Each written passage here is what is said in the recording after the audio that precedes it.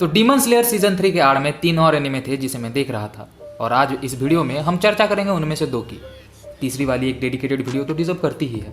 तो पहली एनिमे है मैशल मैजिक एंड मसल्स, जिसे कि तुम एक हिसाब से एनिमे का हैरी पॉटर भी कह सकते हो, जिसमें प्रोफेसर डम्बलडोर हैं, प्रोफेसर स्नेप हैं, प्रोफेसर मैकगॉनिगल हैं, अपना एक हाउस सिस्टम है और तो और अपना क्विडिच का गेम भी है। तो कहानी यह है कि पूरे विश्व में अब मनुष्य मैजिक के साथ जन्म लेते हैं, और जो बिना मैजिक के साथ जन्म होते हैं उन्हें मार दिया जाता है, since they are considered to be cursed. तो वैसे ही एक रात हमारे चीचा को एक बच्चा सड़क में पड़ा मिलता है, मैशल, जिसके पास कोई मैजिक नहीं है। तो हमारे चीचा उसे सबसे छुपा के फिजिकल ट्रेनिंग करवाते हैं, ताकि समय आने पे उसके पास एटलीस्ट एक ट्रोप तो हो अपना स्टैंड खुद लेने के लिए। और भाई यार, इस लड़के ने इतना ट्रेनिंग कर लिया है ना that he can literally now punch magical powers, यानी कि तुम उसे निरस्त्र भव करो और वो बस तुम्हें लात घूसे से पे ले जाएगा। तो किसी कारणवश मैजिक काउंसिल के एक सिक्योरिटी ऑफिसर के द्वारा मैशल और चिचा का कवर ब्लो हो चुका है, किंतु वो ऑफिसर उन्हें एक कंडीशन देता है कि अगर मैशल ईस्टर्न मैजिकल एकेडमी को, जो कि इस यूनिवर्स का हॉगवर्ट्स है, वहां जाके एक डिवाइन विजनरी बन के ग्रेजुएट करता है, तो फिर वो ऑफिसर उन दोनों को एक नई और सुरक्षित जीवन दे सकता है। बदले में मैशल को मिलने वाली सारे लाभ का भोग वो ऑफिसर उठाएगा। और बस अपने मोर देन पापा को बचाने मैशल पहुंच जाता है इस एकेडमी में, बिना मैजिक के मैजिक प्रोडिजीज के साथ लड़ने।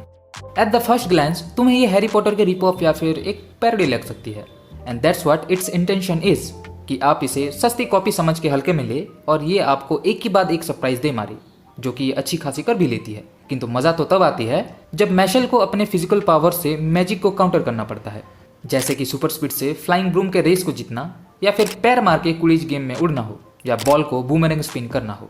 ही excels everything against magic just with his muscles. पर क्योंकि ये बात आगे जाके थोड़ी टिपिकल बन जाती, they inserted emotions in the plot, emotions like empathy, love, anger and friendship. और ये काम करती भी है टू एन एक्सटेंड, क्योंकि सीजन 1 के लास्ट एपिसोड में जहां एक इनोसेंट जीरो, जो कि इस यूनिवर्स का दम पिशाच है, वो इन्वॉल्व होता है, कहानी एक डार्क टर्न ले लेती है कि भला कौन है मैशल और क्या है उसका सत्य। कैसे वो स्वयं को फिजिकली इतना इवॉल्व कर चुका है कि एक 4 लाइनर के साथ अकेले भिड़ के उसे हरा पाया। जानकारी के लिए एक सूचना दे दूं कि इस यूनिवर्स में किसी की मैजिकल पावर लेवल को उनके चेहरे पे बनी ब्लैक लाइन से मापा जाता है। फॉर एग्जाम्पल, अगर किसी के जन्म के साथ उसके चेहरे में एक ही ब्लैक लाइन है, यानी कि वो एक बेसिक लेवल पावर पोजेस करता है, और अगर जन्म के साथ इन लाइन्स की संख्या अधिक हो तो उस व्यक्ति को भी उतना ही शक्तिशाली माना जाता है। वैसे नॉर्मली 2 लाइनर्स भी थोड़ा बहुत देखने मिल जाएंगे, बट 3 और 4 लाइनर्स केवल और केवल कुछ ही रॉयल फैमिलीज में देखने को मिलते हैं। और मैशल का ऐसे एक रॉयल ब्लड 4 लाइनर को हराना यानी कि अनवांटेड अटेंशन ग्रैब करना था। तो अब आगे देखना यह है कि कैसे मैशल इस परिवेश में सर्वाइव कर पाता है, since his friends know his secret now, और क्या वो एक डिवाइन विजनरी बन के ग्रेजुएट कर पाएगा, और क्या है वो सीक्रेट जिसके चलते इनोसेंट जीरो और उसका लीडर अब मैशल पे इतना इंटरेस्ट बना चुके हैं। वेल, ये तो सेकंड सीजन में देखने मिल जाएगी, जो कि अगले वर्ष ही आ रही है। So yes, it's definitely interesting enough to give a try. और दूसरी एनीमे है ओशिनोको। भाई साहब, 1.5 घंटे की फर्स्ट एपिसोड के साथ इसने जो सस्पेंस और स्टोरी बिल्डअप किया है ना, कोई भी उत्सुक हो जाए ये देखने के लिए कि आगे जाके भला क्या होगा। तो आई होशिनो एक टीनेज जे-पॉप आइडल होती है, जो कि किसी सर्कमस्टांसेस के चलते अब प्रेग्नेंट है, and she got blessed with twins.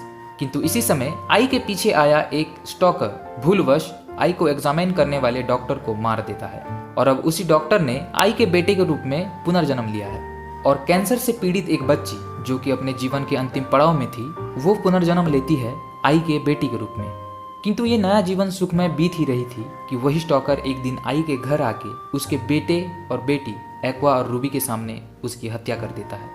And since Aqua was a grown man mentally, he decides to enter the entertainment industry to find out about the man who got Ai pregnant, the man who is their real father. क्योंकि जिस व्यक्ति ने आई का हत्या किया था, उसने tension में आके खुद को ही लटका लिया। And this was the point what got us all locked in the plot of it. ऊपर से भले ही ये तुम्हें एक मर्डर मिस्ट्री प्रतीत हो, किंतु असल में ये है एक slice of life of the people in Japanese entertainment industry.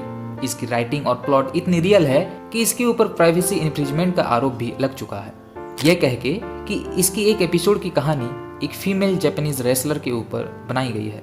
But apart from all that, it really connects you, क्योंकि कभी ना कभी कहीं ना कहीं हमें भी किसी चीज को लेके नीचा दिखाया गया है।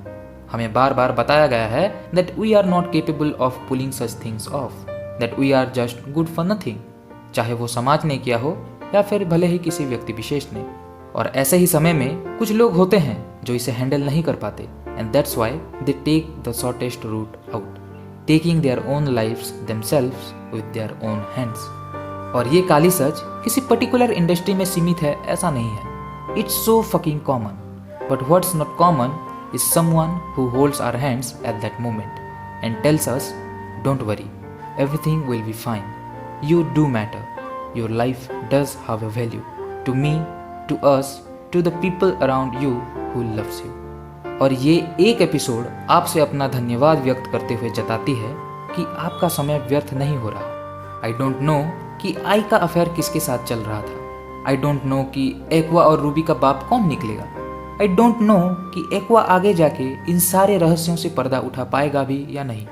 The only thing I know that this is not going to disappoint me. एक खाली दिमाग बिना कोई आइडिया या एक्सपेक्टेशन लिए जब ऐसे एक प्लॉट को अनफोल्ड होते हुए देखता है, then it feels nice to know that why do we watch anime.